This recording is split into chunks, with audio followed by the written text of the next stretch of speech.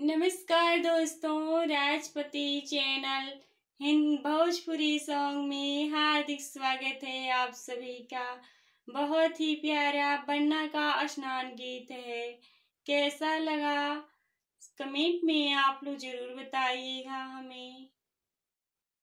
के ही देला सेंट साबुन आतर गोला बजे, के ही देला लाल तौलिया नयांगे पोछे जी, के ही देला लाल तौलिया नयांगे पोछे जी, के ही देला सेंट साबुन आतर गोला बजी, के ही देला लाल तौलिया नयांगे पोछे जी,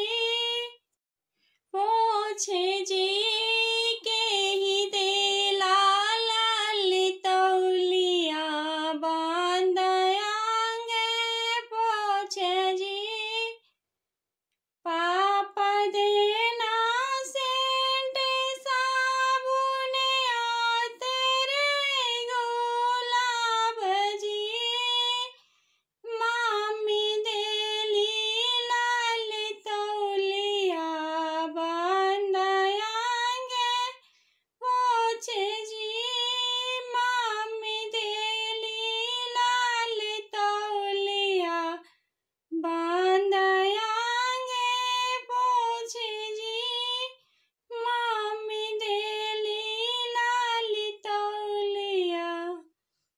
के ही देला सेंट साबुन आतर गोला बजी, के ही देला लाल तौलिया नयांगे पोछे जी, के ही देला लाल तौलिया।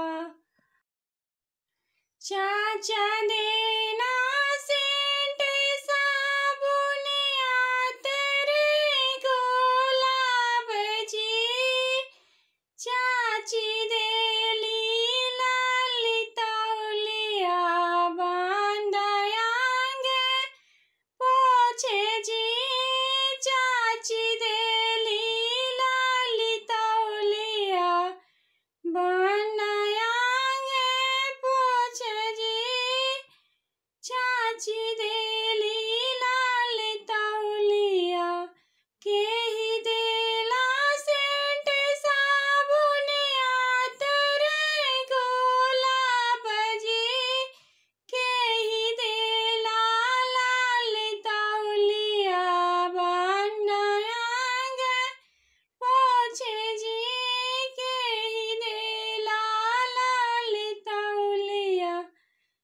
बाई भैया देना सेंट साबुन आतर गोला बजी, भाभी देली लाल तौलिया नयांगे पोछे जी, भैया भी देली लाल तौलिया नयांगे पोछे जी, भाभी देली लाल तौलिया।